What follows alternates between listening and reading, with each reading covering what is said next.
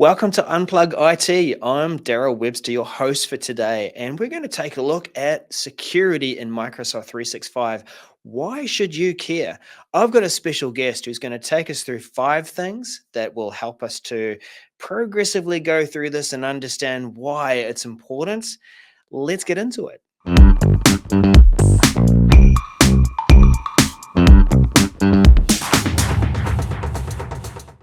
Security. Why should we care about this? It's super important, especially in this day and age where we've got so many different systems that are connected to each other. We've got Copilot, we've got other sorts of things we need to integrate into our business to get work done.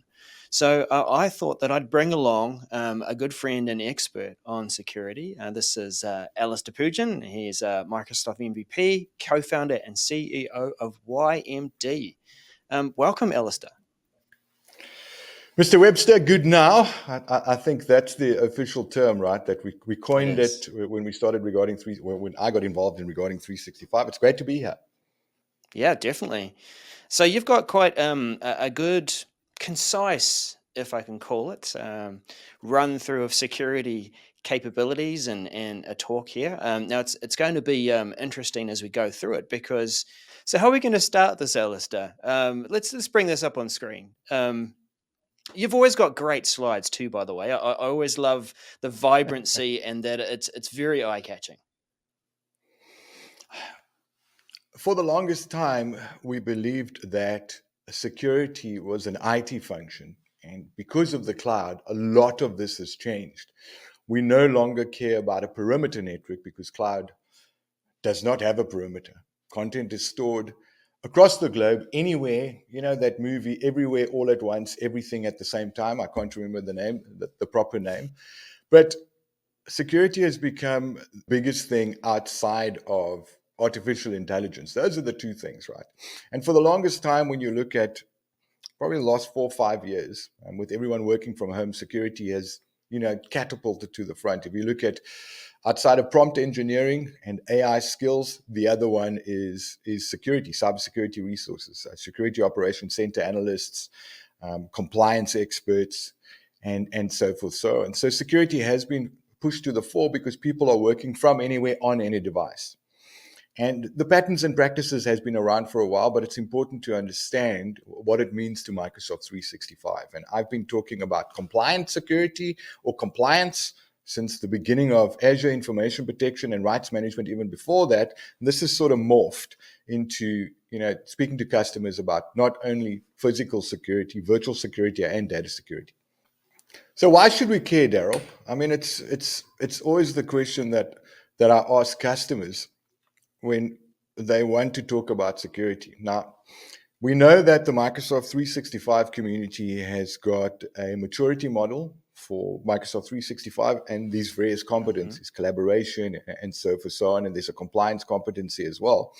And we're starting to see that the world is sort of converging where non-IT people need to also care about security. And I thought, well, how do we speak to the average Joe, not the person that understands what OWASP is, or even understands what the MITRE ATT&CK framework is, about security? And why should every person care about security, not just the security people in the business?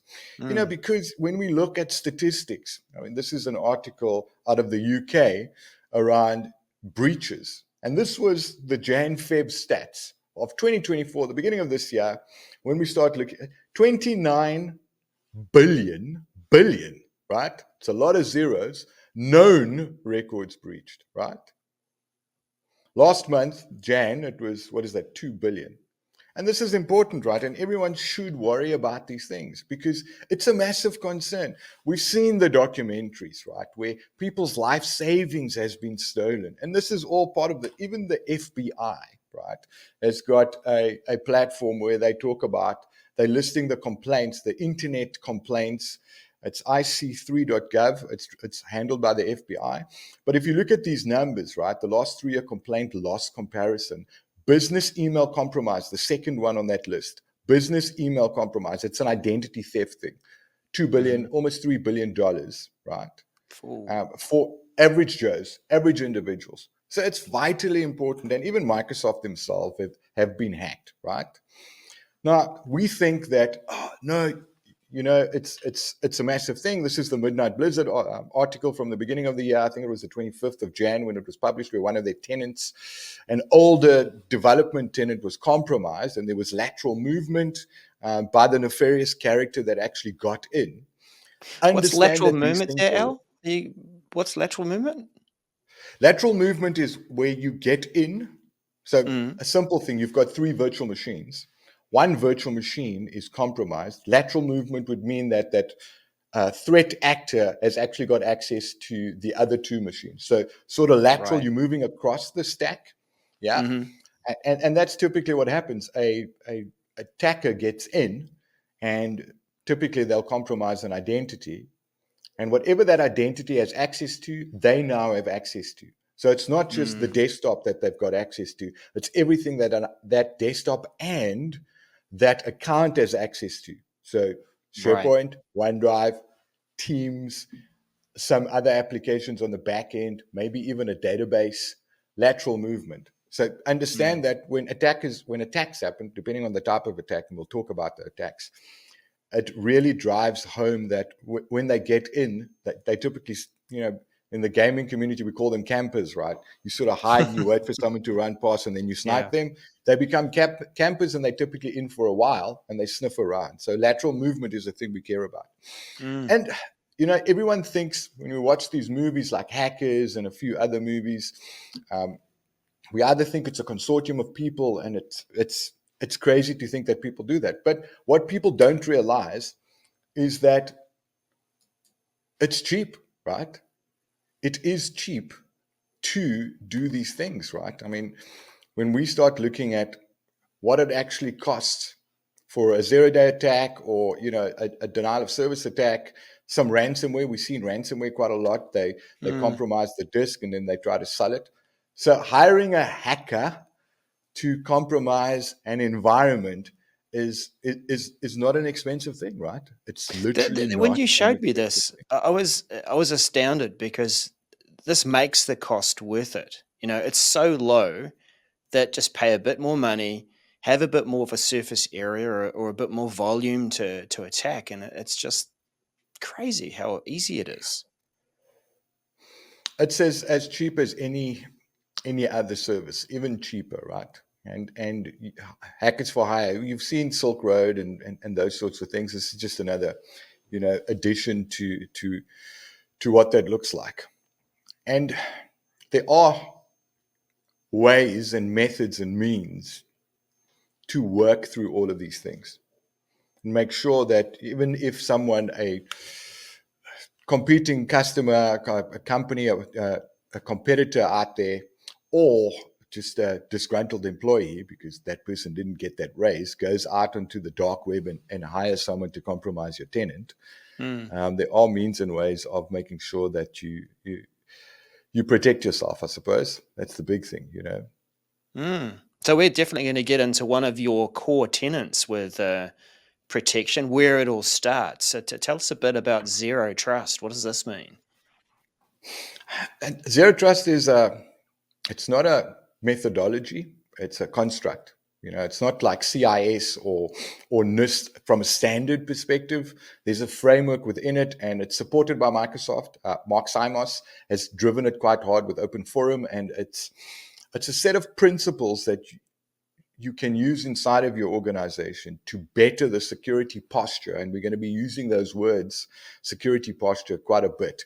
So start with zero trust. If you don't want to subscribe to something as complex as NIST, or depending on the industry vertical that you're in the healthcare industry, it's GXP with HIPAA, and everyone understands what GDPR is because the entire world's been exposed to GDPR. But start with zero trust. It's a set of standards that if you follow, it will help you improve the overall security of your platform. And when we actually look at it, there's actually 6 or 7, depending on the technology. When you look at container security or zero trust for containers, they've got 7 sort of pillars.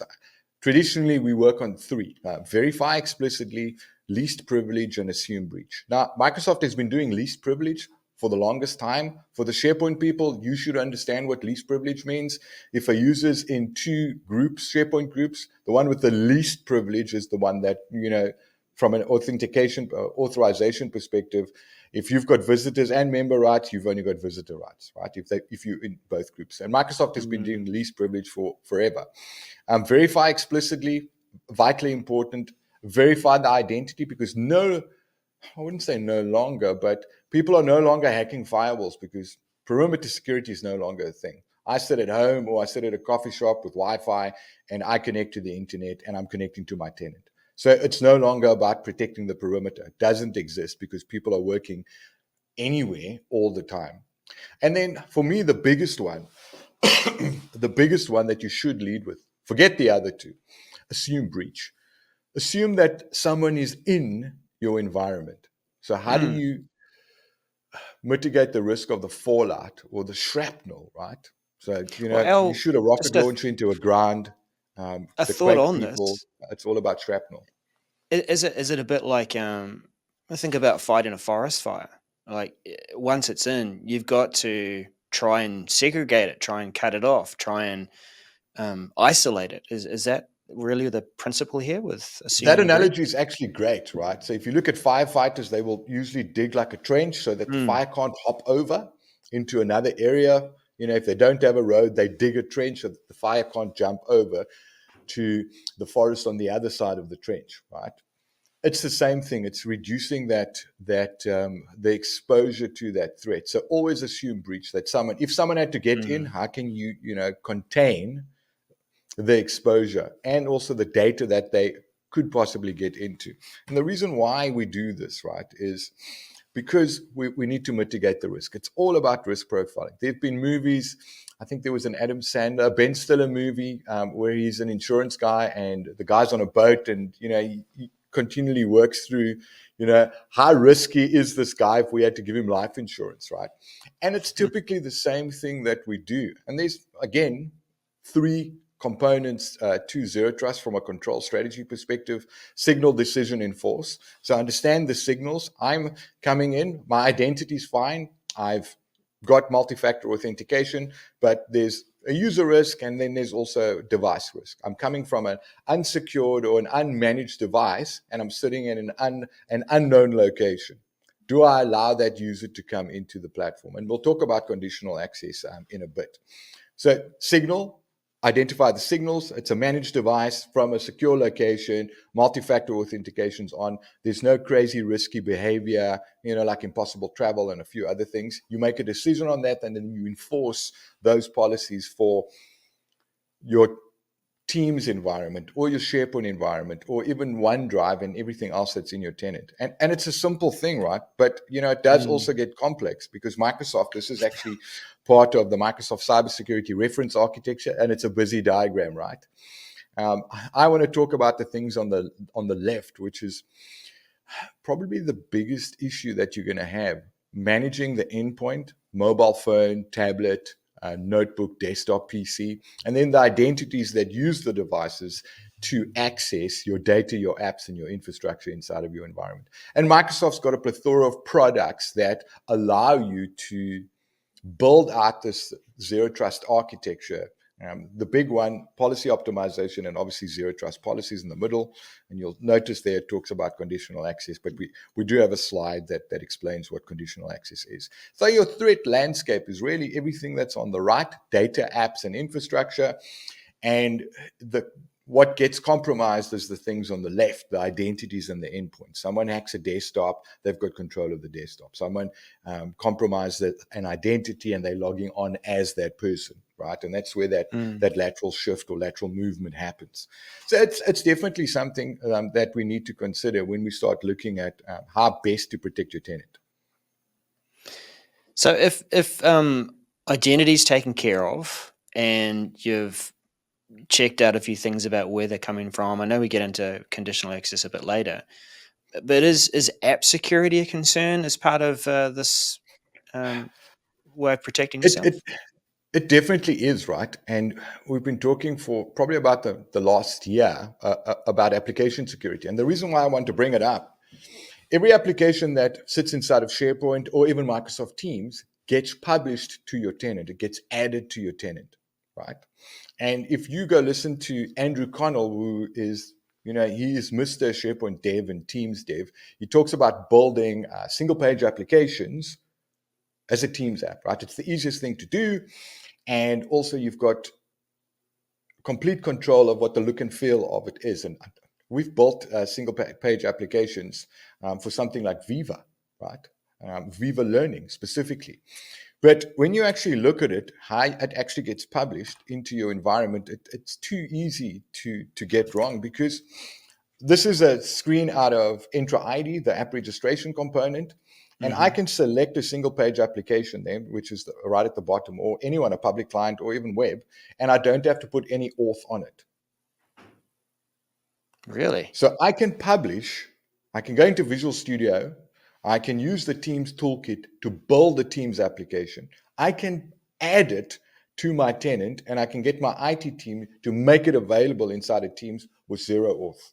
And it will render as a web page inside of Microsoft Teams, tab, however you're going to deploy it, with zero security. So it's important to understand, what this entire world looks like, because it's too easy to get wrong. And the other thing is, do people actually know how many applications are currently running inside of their tenant? Well, I recognize a few there that maybe you haven't used for a while. But these are the things, right? And this now sits inside of the identity administrator's world, which before application security never did. UnplugIT, this sits inside of your identity management system inside of Microsoft 365. This is there. And now all of a sudden, identity administrators need to care about applications published inside of the tenant. And there's a ton there. This is a screen grab. This I found 61. There's been a debate on Twitter. When you spin up a Microsoft 365 tenant, how many applications are actually sitting in Intra? With a few others, with Rue and a few others on Twitter, on X, to identify what this looks like. And this is just an older tenant. I mean, you can see some of the dates go back as far as 2018. I don't know with what event point sign-in is, and that was published to this tenant in 2023. I have no idea what that is. So I understand, do you trust what the applications that have been deployed to your environment? It's not just about MFA anymore. Yeah, some of those, certainly. I know from a user's point of view, opening up the app launcher and going through to that page which shows you all the apps that are available. You scroll down, you get to this big section of, what was that? Was that something I signed into using my M365 account to register for a conference, for example? Maybe it's all sorts of things like that. It's important to understand what application security looks like. I mean, we started with zero trust, right? If I had to go say assume breach, I'm going to assume that all these applications have been compromised. And right now it says 61 in the screen, but I guarantee you there's over 661 currently running. It's vastly scary. So understand zero trust, start looking at your applications that's currently in your tenant, right? And then from there, we'll move on to onto something like conditional access. So Darrell, when I say conditional access, what do you think? Well, you've got a set of conditions that as I'm trying to access our environments, you're checking through them. I might understand some of what you check, but I'm amazed at the other things you can check as I'm signing in. Tell me about it. Yeah. So this is your risk engine, right? And for the most part, I encourage people to have a look at what conditional access can do for your Microsoft 365 tenant. It's vital that you understand it. It's not with the free UnplugIT plan, so it's a P1 and a P2 plan. But Merrill, Mr. Intra, has confirmed that you just need to buy one P1 plan and you can configure conditional access for everyone, right? So if you've got 10,000 users and you don't want to move them onto, spend the money, get conditional access. So what is conditional access? Remember, we had that massive zero trust slide where I said identities and devices on the left, applications and data on well, identities and devices on the right and left. In the middle, you've got this sort of policy engine. That's typically what conditional access is. And when we look at it, this is a simple example of a user device and then obviously whatever that Office resource is. And in this case, let's call it SharePoint. Someone needs to access something. So this person, it's an account executive, and they belong to the London users group from a device, and there's some proxy stuff, and they last logged in 5 hours ago. The device health, remember we talked about identity and devices, is all fine and last seen in Asia. So based on that, the conditional access risk is set to low. But when we start looking at other things, like it's an anonymous IP, shit, man, that's a problem, right? I don't know where they're coming from. So the location's now being possibly compromised. And this risk profile engine called conditional access will monitor that signal. And you hear a lot about signals coming through, right? So it's from an anonymous IP. We don't allow that. What happens? So we're going to, in this case, they're blocking the access to an Office resource, and the conditional access risk went from low to high, and we performed a function, block access, and then force threat remediation, like re-asking for MFA or blocking the account and resetting the password immediately, right? And that can all be done using conditional access inside of your tenant. That's why I feel that every customer should be doing this. And you know, when we look at, I mean, this is a stupid diagram, and I've hijacked, you know, these things. In the dev world, we talk about CI/CD, continuous integration, continuous development. For me, it's continuous evaluation and continuous assessment, where you need to make sure that you keep doing this, right?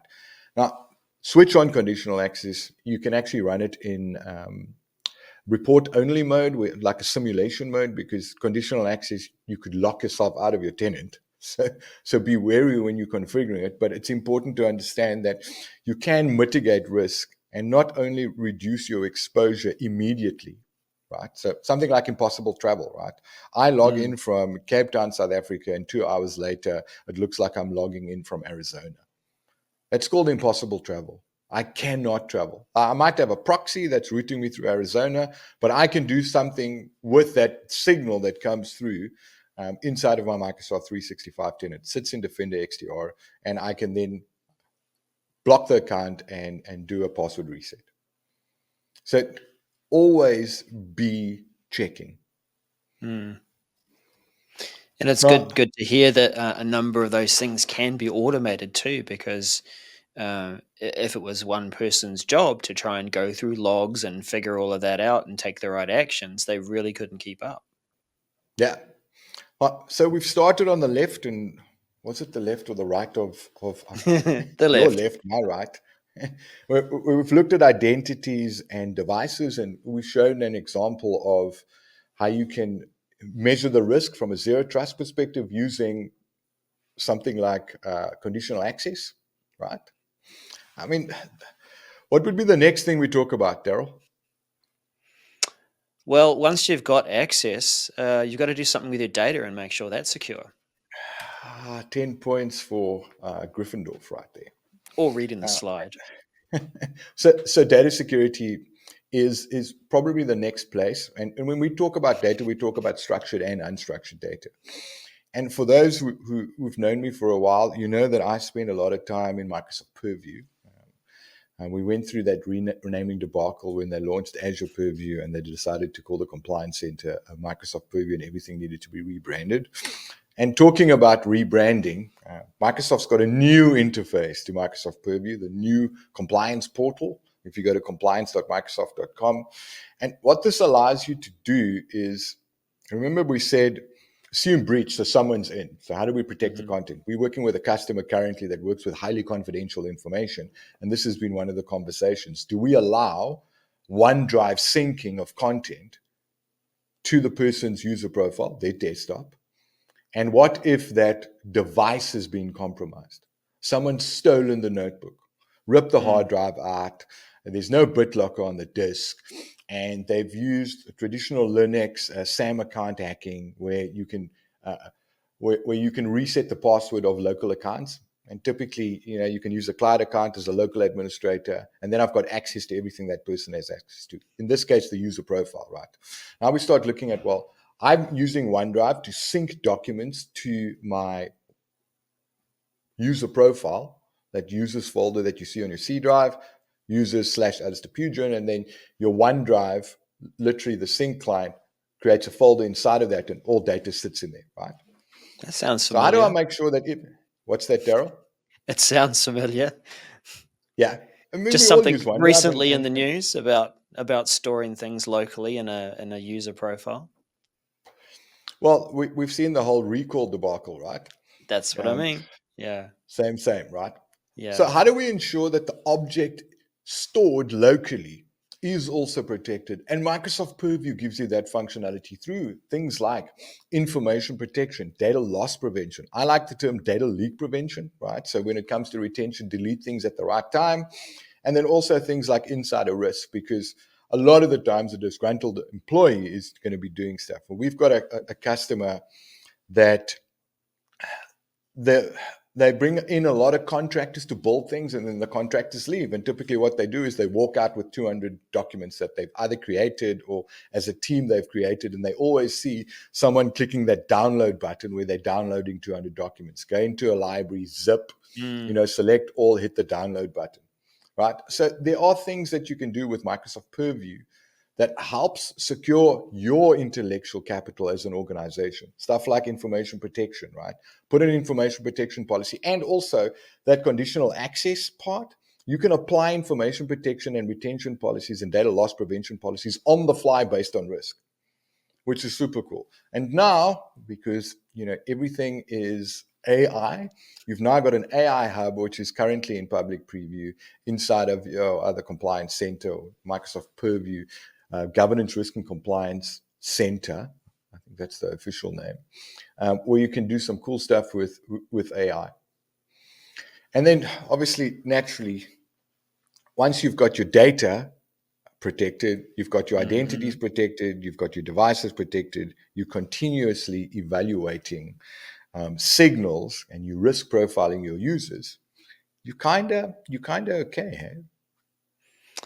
You're okay to maybe investigate another hot topic, right? Maybe you've taken some good steps towards being able to start using Copilot. What do you think? Well, that is the elephant in the room, right? And Hmm. I remember when Microsoft announced Copilot. I mean, if we look at this slide has been floating around the interwebs and the Twitterati, the world. Like, what does the Microsoft 365 architecture look like for Microsoft Copilot?